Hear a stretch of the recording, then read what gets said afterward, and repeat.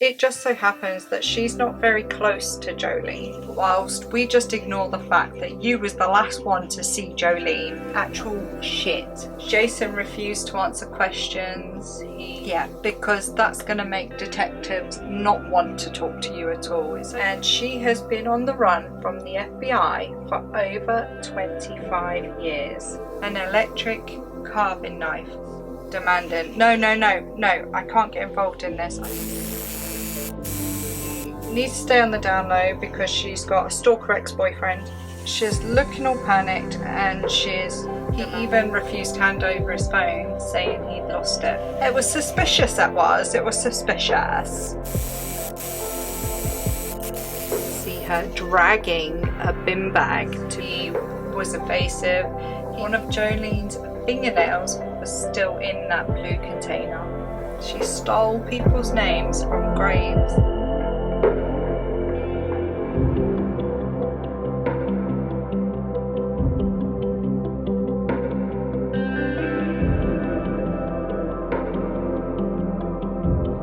Everyone, how are you? How are we? Welcome back, or welcome if you're new here. If you're new here, I'm Victoria and I love all things sewing and all things true crime. I love to do a project and talk about a true crime case with you. I like to put it all together in some sort of fashion to bring you along with me. So first of all, sorry about not having a video last week. The time just ran away with me and I just simply did not have time to be able to do a project and edit it and get it uploaded, so I do apologise for that. But for this week, thus far, we are on track. So today I'm going to be making a dress by My Keeper, or from My Keeper. I actually don't know the lady's name, I'm sorry. She is on YouTube. I will drop a link below to her actual video and to her pattern. So today we're going to be making the teddy dress. And I figured, so a while ago I got this duvet cover, so it's a single duvet cover and it's gingham. That's a red. I don't actually know how far this will stretch for this dress though, so the other side of it was just spots. So what I think I'm going to do is do a bit of a mix and match. I'll see how much I can get out of this and then add in this. The beauty of this dress is you can mix and match, and because of the way the panels is set out, you can mess around with it a little. So grab yourself a cup of tea, you know it's going to go cold, and let's jump right in. So our story today takes us to a small cute town in Yulee, Florida.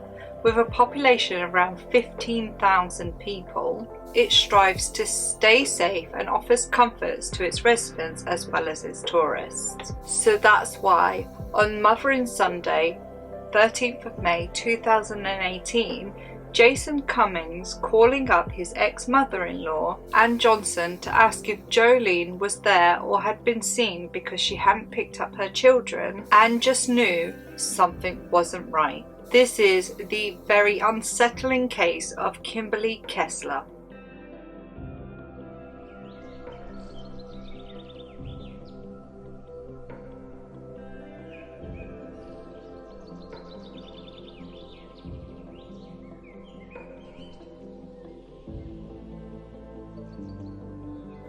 So Joleen Cummings, 34, was a hairdresser. She was a very good hairdresser, very good at her job. She loved her job, and in fact she was able to walk straight out of cosmetology school right into a salon called Tangled. She was known to be very devoted to her client base, and she'd always be there for them. Her clients described her as fun, adventurous, witty. They loved her and she loved them, and she just would not show up for work. She wouldn't not be there for them. She knew that some of them relied on her. That was the only form of communication some of them would have in weeks, so she just would not show up for them.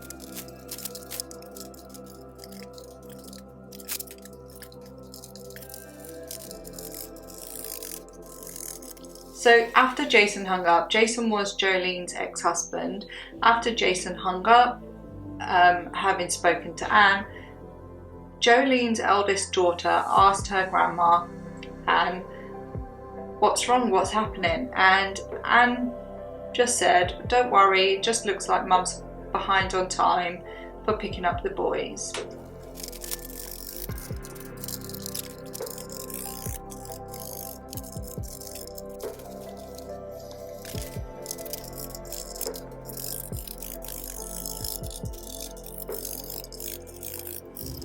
So Anne knew something was wrong. She knew something wasn't right. Joleen would never miss picking up the boys.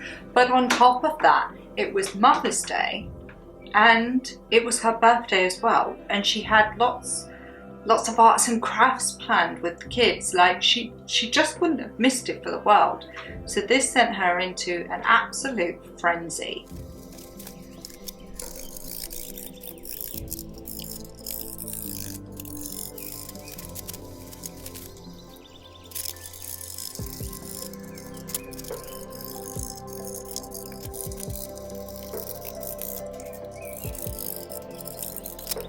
So with being worried, Anne called Joleen's stepdad, who worked in the Nassau County Sheriff's Department. So she called him up and had a little chat with him. He suggested waiting until the next day, see if she appears. You know, she could have been out with a boyfriend and time slipped away, she could be hungover. So leave it and see if she tips up tomorrow. And if not, then they can make the missing persons report. Anne, she agreed, but she was worried. It was just so unlike Joleen.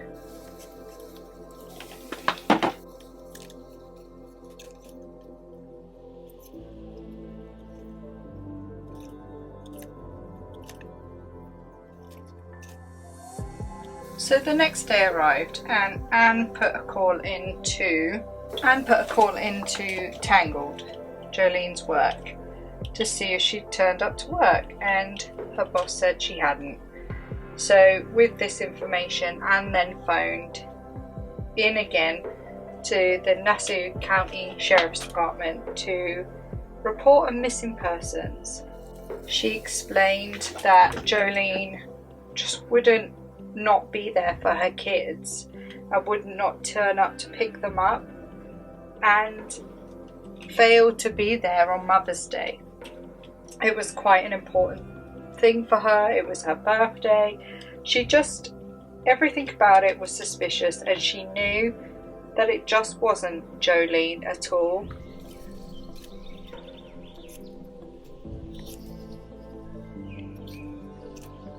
But she also knew Joleen just wouldn't miss work either.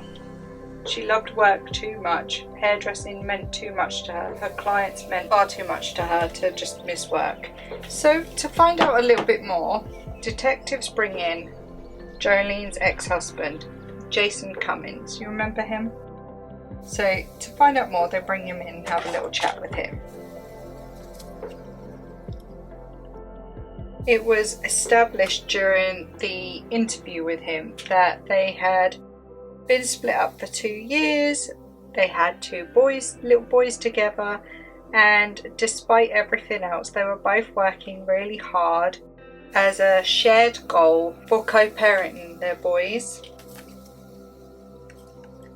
Detectives asked Jason when he last saw Joleen, and he'd explained that it was the week prior when Joleen had dropped boys off for a week because he had them for a week, which then also raised more suspicions why this mum hadn't rushed to go see her children. He explained that she normally comes and picks them up, so he had them all ready. They were by the door waiting, but it was getting later and later and she just hadn't tipped up. He admitted that it was unusual for her, but he just assumed that she'd gone out partied too hard, was a bit hungover, partied too hard with her boyfriend, was a bit hungover. Her boyfriend was a bad influence, so he just assumed it was that and nothing more. The police asked for his phone and he cooperated and handed it over straight away. He was being really helpful in trying to help, and so the police asked him some more questions and they discovered that he had an alibi and it checked out. So they quickly ruled him out as a suspect.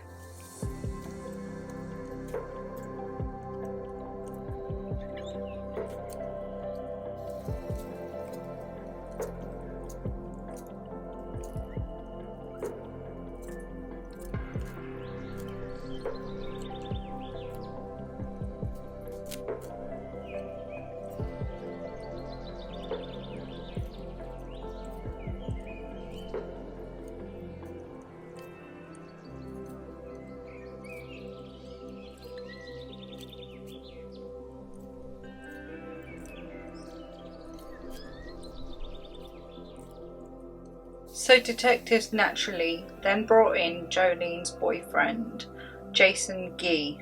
I know, her ex-husband is Jason and her boyfriend is Jason Gee. It was noted on their system that the police had been called out to Joleen and Jason already a few days prior, so he naturally became a person of interest. So during the interview, Jason refused to answer questions, he was evasive, he even refused to hand over his phone, saying he'd lost it. So I'm just going to overlock all these pieces and I'll be right with you.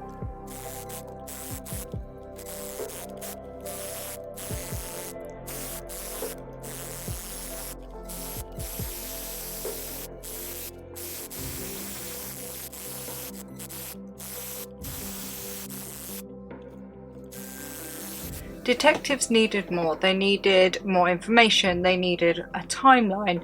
They needed a story. They needed to know the backstory. They needed to know Joleen's last known whereabouts, her last movements. So they headed over to Tangle's hair salon to talk to the owner there.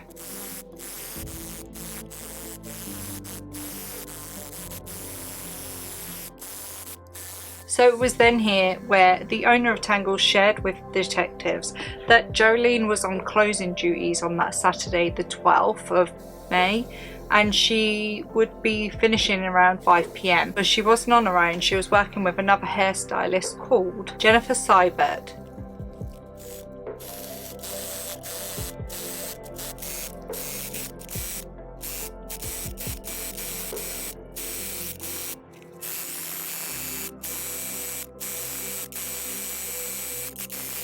So detectives then go over to Jennifer to have a chat with her.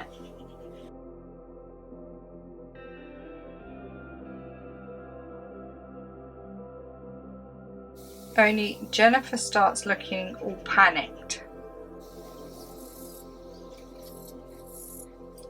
She's looking all panicked and she's demanding, no, I can't get involved in this. I have to stay out of it.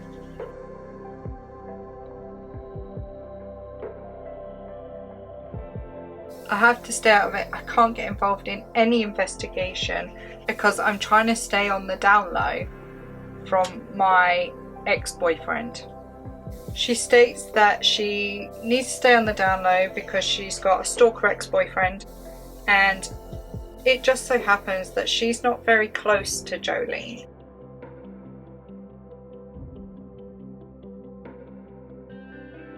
So she doesn't know what happened to Joleen that night. Yeah, because that's going to make detectives not want to talk to you at all. It's okay, you stay on the down low from your stalker ex-boyfriend whilst we just ignore the fact that you was the last one to see Joleen on shift 5 PM on the Friday. We'll just ignore that, don't worry. So Jennifer then became a suspect because, well, let's face it, it was suspicious. It was suspicious. So they had her on the suspects list, and their suspicions were only raised more when Jennifer shouted over to the salon owner and said she quit, went to walk out, and as she was walking out said to the salon owner, "You can mail me my check," and continued walking out.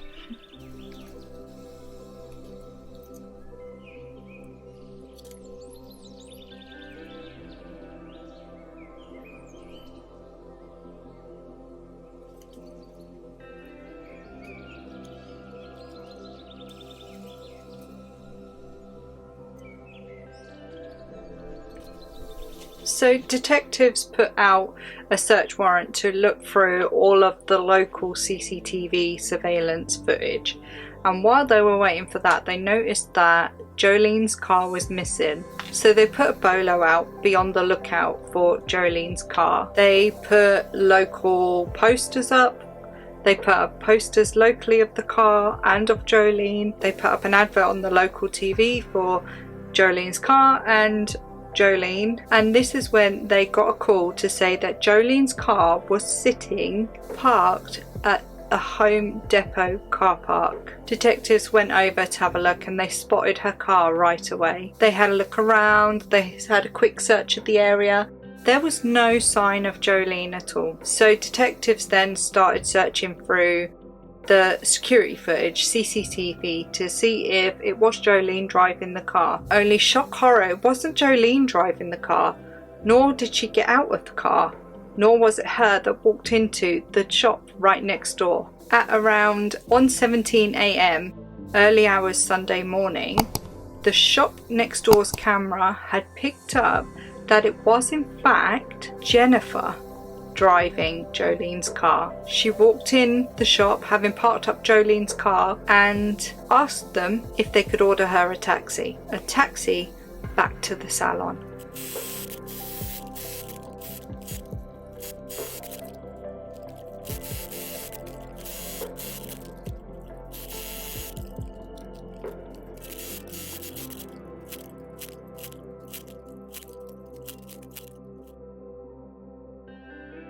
Fully cold. So detectives then send out a bolo for Jennifer's car.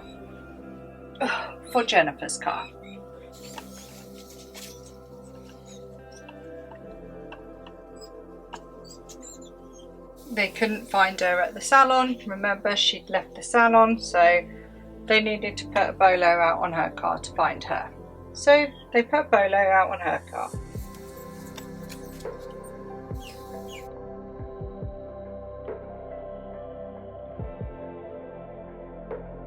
Officers then find her car on May 16th on the Interstate 95, so in St. Johns County, Florida.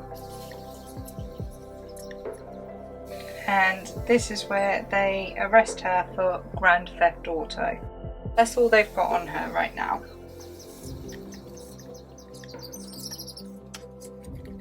And when they arrest her, they notice that she's got a big cut on the side of her face. But she tells detectives that she got that cut from riding her bike and went straight into a tree.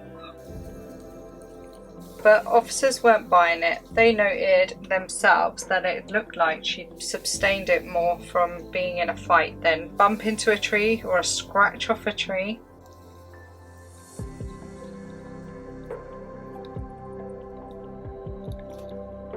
Now during this time, while Jennifer was arrested, CCTV footage had come back, surveillance had come back of the surrounding shops around the salon, and officers had been able to review it. They were able to see that Jennifer had took Joleen's car, and they were able to actually follow the journey of that car all the way to the car park that they'd found it in. They later then spotted Jennifer at a local Walmart buying cleaning supplies, cleaning products, bin bags, and an electric carving knife. You heard me. An electric carving knife. The one you get for maybe Christmas Day to carve the turkey. That thing.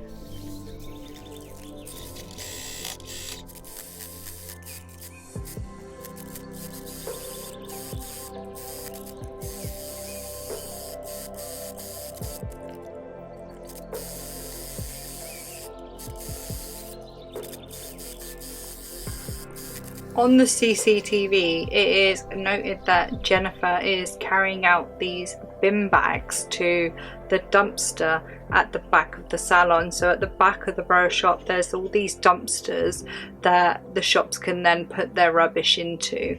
And it's noted on CCTV, you can see her dragging a bin bag to put in their dumpster.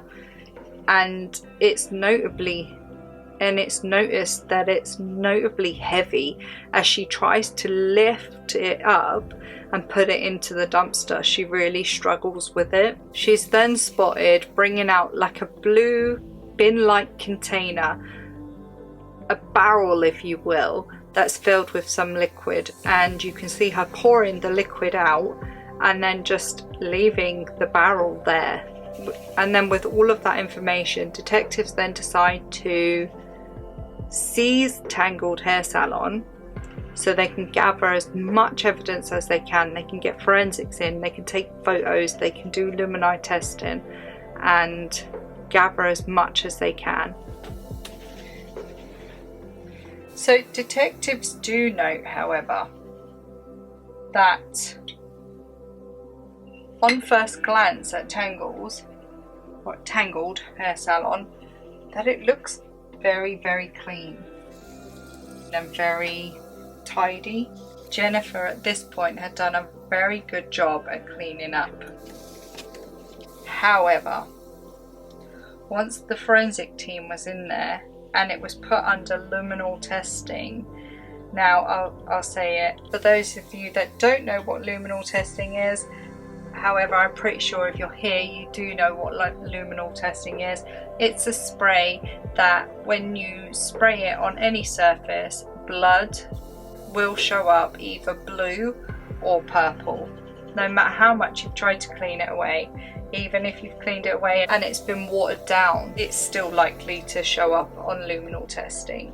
So they go in with luminal testing and the salon lights up. There was massive amounts of blood on the walls, on the floor, on the chairs, the cabinets, even the sinks, the backwashes.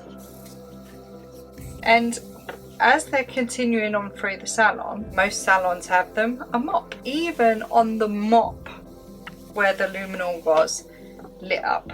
So there was even blood, traces of blood on the mop that she'd used to clean up. Blood was on the dumpster outside the back and on the ground leading to the dumpster.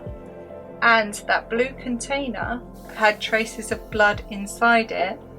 Not just that, one of Joleen's fingernails was still in that blue container.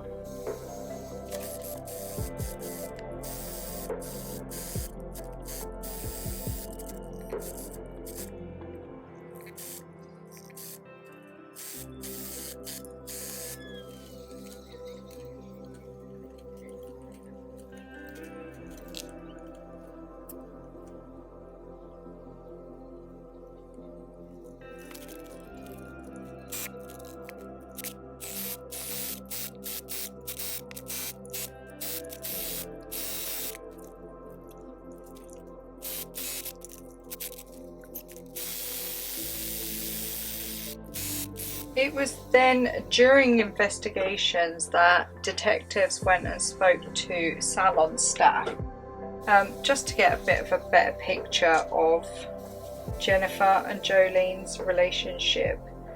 But it became very apparent very quickly that all of the staff felt the same way about Jennifer. They all stated there was something odd about her. There was just something off. She seemed really antisocial, angry, and they just couldn't get on with her. And it was during these investigations that the salon boss had said Joleen had actually messaged her to say, there's something not right about Jennifer. There's something Jennifer isn't telling them, and Joleen was going to get to the bottom of it. So it's then believed that on that Saturday the 12th, the day before Mothering Sunday, that Joleen actually did confront Jennifer.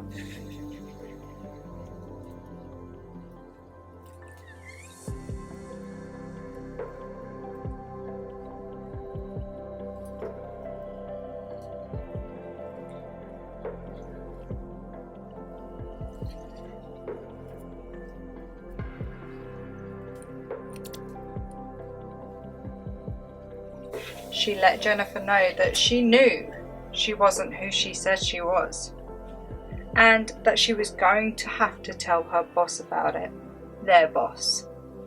Joleen was then, shortly after that, murdered.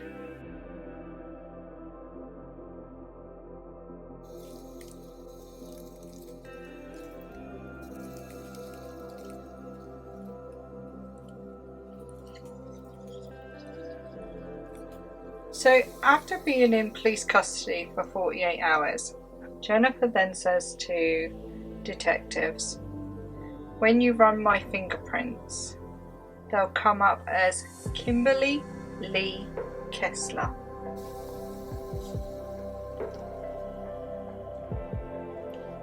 Looking a little confused at her, they sort of question why, and she turns around and says to them very calmly, she's a 50-year-old woman and she has been on the run from the FBI for over 25 years.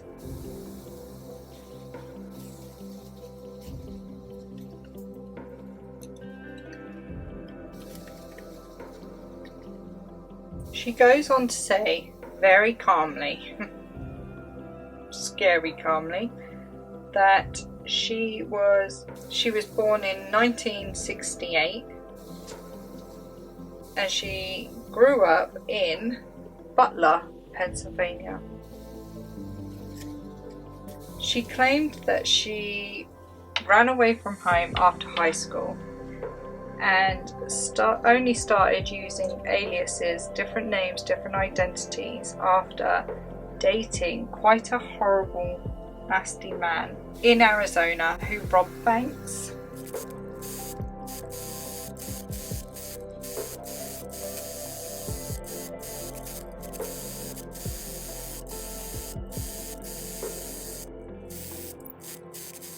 When police later searched her car, they found loads of different documents, fake IDs, different aliases, different letters with different names all over them and different addresses. They found that she had lived 33 different cities in 14 different states. And then when officers asked her where she got all the names from, she proudly said from graves and obituaries. She stole people's names from graves and in obituaries and reading obituaries.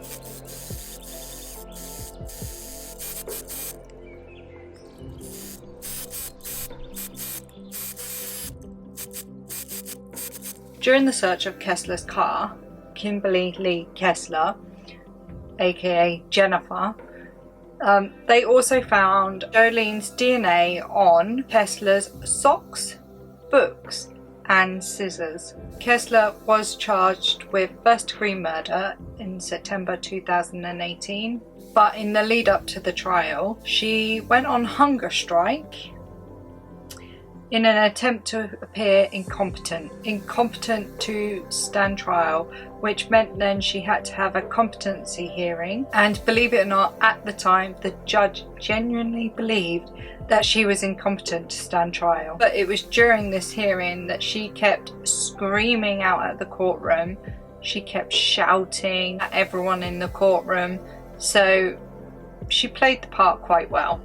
However, after a few months of being observed in a Florida state hospital, psychologist Graham Danza wrote to the court and told them that her refusal to cooperate was a matter of will rather than a mental illness, and also stated that as extreme as her behaviour was during the trial, it doesn't mean that she's incompetent to stand trial. Basically, he was able to see that she was faking it. Then while waiting for her actual trial, she was then charged with 2 counts of battery towards a law enforcement officer because she got naked and threw feces at them. Actual shit. She threw actual poop at them. And during the court hearing, she would act really crazy and she would be shouting and spitting, and she would constantly have to be took out of court. She would scream out that her attorney was Joleen's cousin, and she would swear at the judge. It was complete madness. You can actually still see some of the footage on YouTube videos. If you look it up, you'll be able to see some of the court footage. is crazy. However, in December 2021, she was found guilty of first-degree murder and sentenced to life without the possibility of parole. And even though Joleen's body sadly has never been recovered, she has been pronounced dead, giving closure to her children and her family. It is believed that Kessler dismembered Joleen and put her into the rubbish bags and then put her in the dumpster, where they were then picked up and took to landfill. And with that being said, with Kessler moving around so much and having so many different aliases, it is believed that this may not have been her first murder, and detectives, this is still an ongoing active case, and detectives have left it open for anyone with any aliases or known aliases that she has used to come forward, as they genuinely believe that she could be a serial killer and she could be responsible for many more deaths. And that is the barbaric case of Kimberly Lee Kessler. Let's look at today's make.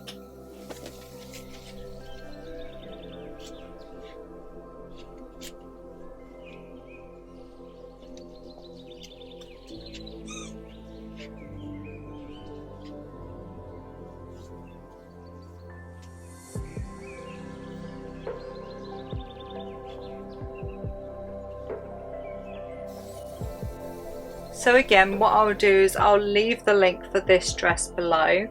I would size up. It does say on the pattern that it's quite fitted, and there's not a lot of wriggle room. So if you like a bit of a looser fit to size up, I'll be honest, here in the UK I'm classed as a size 10. This is actually a 14. So I wanted it with a bit of give, but I still wanted to feel things, so I sized up twice. So if you do this pattern, I think give yourself good measure twice for good measure, and then obviously make it. If you do make it, obviously please definitely show me your creations. All that's left to do is bid you farewell. Take care of yourself, take care of each other. If you like this video, give it a thumbs up and subscribe, and I'll see you back here next week for a new project and a new case.